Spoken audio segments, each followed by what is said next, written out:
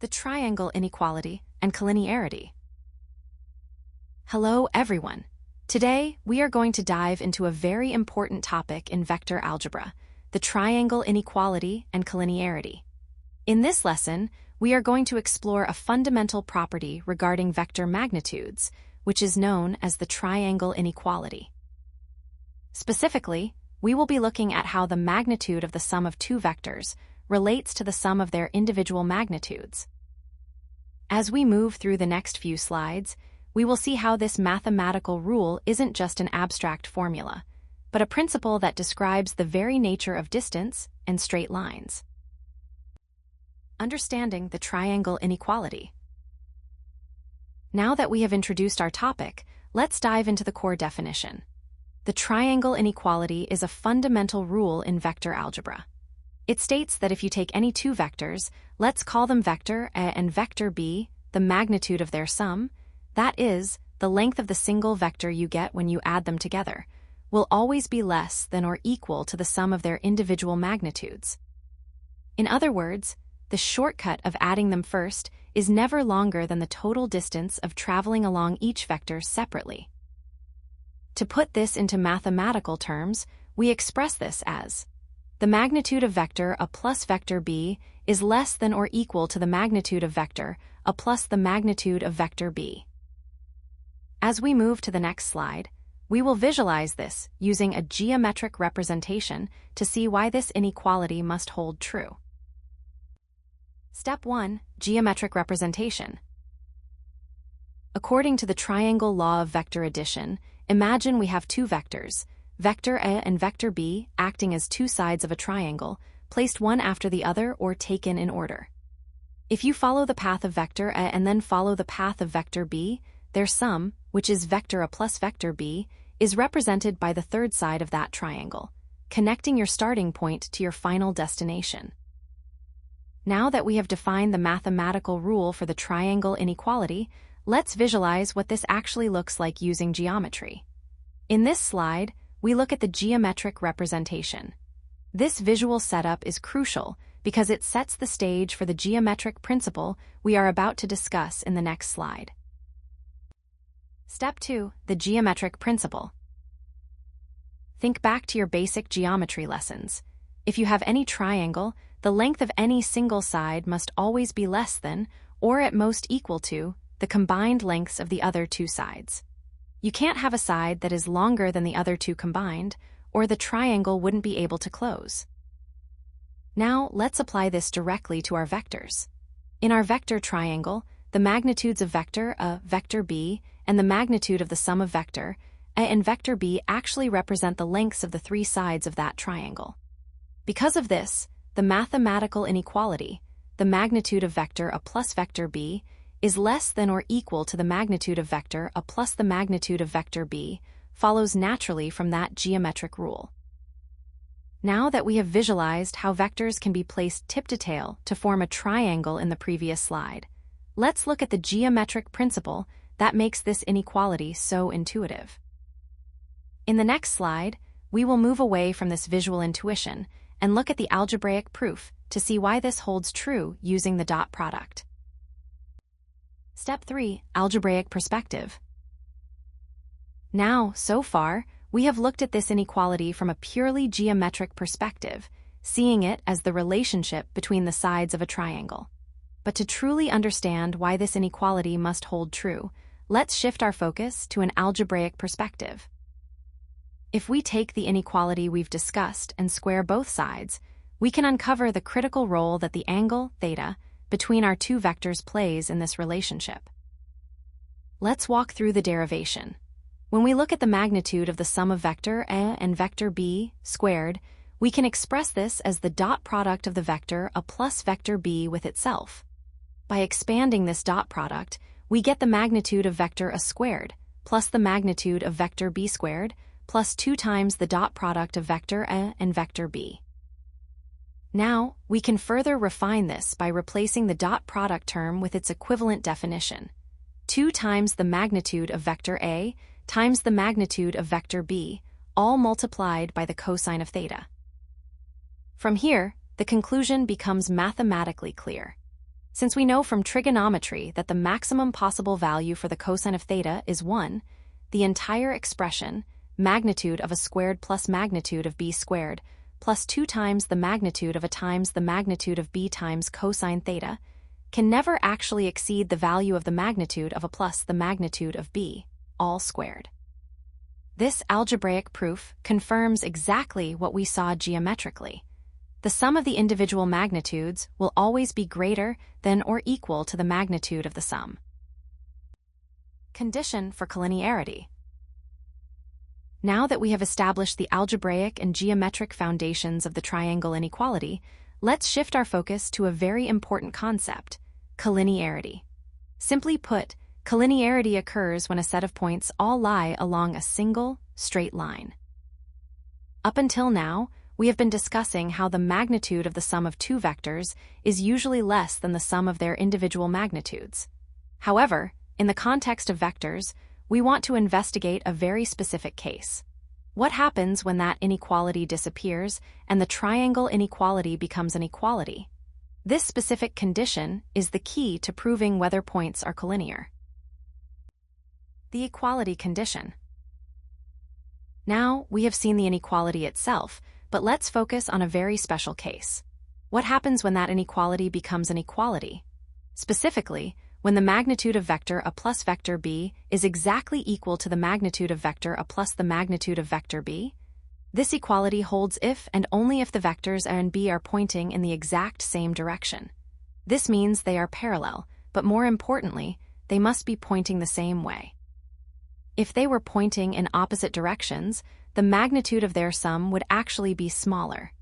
This specific condition of pointing in the same direction is what leads us directly to our next step, the logical proof of collinearity. Step-by-step logic for collinearity. Now that we've looked at the algebraic perspective in the previous slide, let's piece everything together with a step-by-step logical breakdown to understand exactly when this equality happens. First, let's perform an angle analysis. If we want to move from an inequality to an exact equality, meaning we want the magnitude of a plus b to be exactly equal to the magnitude of a plus the magnitude of b, we have to look back at our cosine term. For that equality to hold, the value of cosine theta must be exactly equal to 1. Second, let's look at the direction. From our knowledge of trigonometry, if cosine theta equals 1, it implies that the angle theta must be 0 degrees. Finally, here is our conclusion. When the angle between the vectors is 0 degrees, it means the vectors a and b are collinear and are acting in the exact same direction. Now, if these vectors are defined by specific points, for example, vector AB and vector BC, then the points A, B, and C must all lie on the same straight line. This brings us to the concept of collinearity, which we will see applied in a real-world context in our next slide. Real-world example, the shortest path. Now, to help make this abstract concept more concrete, let's step away from the formulas for a moment and look at a real-world scenario. Imagine you are navigating a path from point A to point C. You are faced with two different ways to reach your destination. In your first option, you take the most direct route, walking straight from point A to point C. In your second option, instead of going straight, you take a detour. You walk from point A to an intermediate point B, and then from point B to your final destination, point C. Keep this visual in mind, because in the next slide, we are going to assign vectors to these specific paths to see how the triangle inequality applies here. Step 1. Vector assignment. Now, let's translate our real-world scenario into mathematical language. To do this, we'll assign vectors to our paths. Let's represent the path from point A to point B as vector A, and the path from point B to point C as vector B. If we want to look at the direct route from point A to point C, we are looking for the resultant vector, which is the sum of vector A and vector B, written as a plus b. This sets us up perfectly to apply the inequality we discussed earlier to see which path is actually shorter. Step 2. Applying the inequality. Now, let's apply the theory we've just discussed to our real-world navigation example.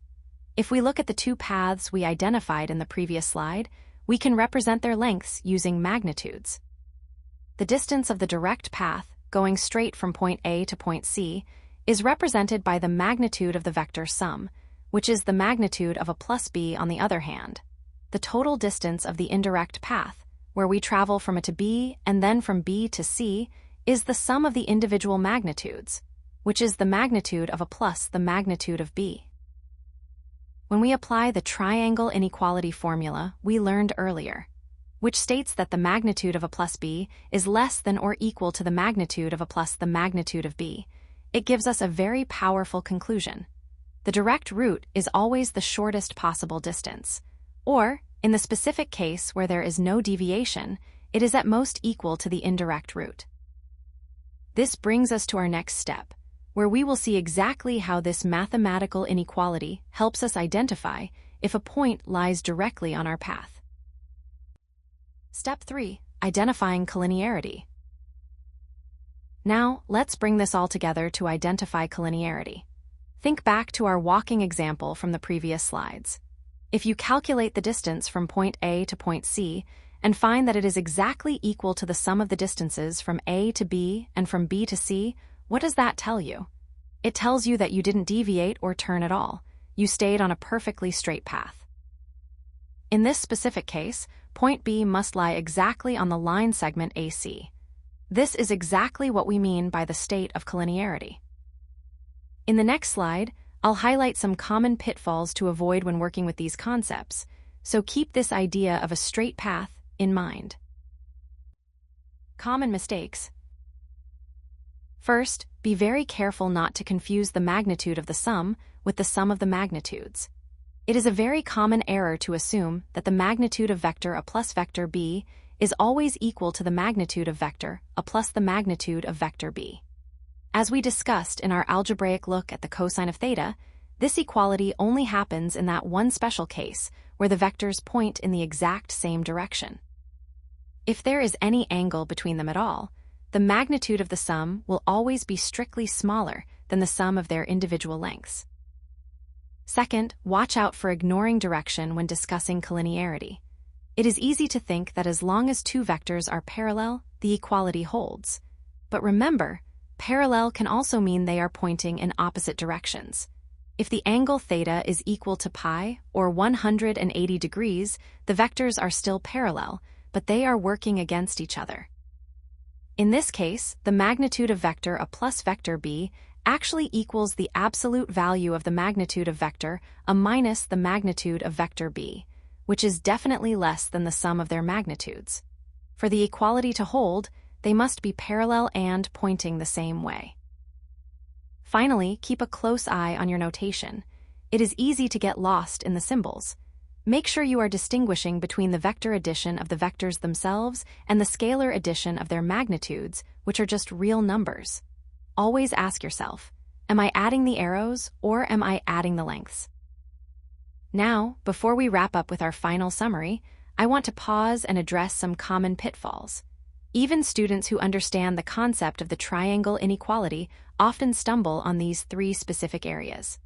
Keeping these distinctions clear will ensure you don't lose marks on these subtle but important details. Key takeaways. First, let's revisit the core formula, the triangle inequality.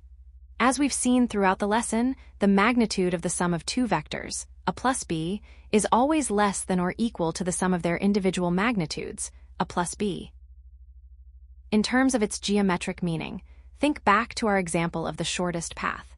The inequality essentially tells us that the direct distance between 2 points is always the shortest possible distance. Any detour, like moving from A to B and then to C, will always be longer than or, at most, equal to the straight line from A to C. Next, it is crucial to remember the specific condition for equality. The magnitude of A plus B equals the sum of the magnitudes of A and B only when the angle theta between the two vectors is exactly 0 degrees. This means the vectors must be pointing in the exact same direction. Finally, this leads us to the concept of collinearity. If you encounter a problem where this equality holds true, you can conclude that the vectors are in the same direction, and therefore, the points that define those vectors lie on a single straight line. All right, we have reached the end of our lesson.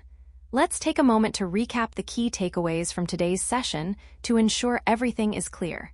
If you have mastered these points, you have a solid grasp of how vector magnitudes relate to geometric paths and straight line alignment. Well done.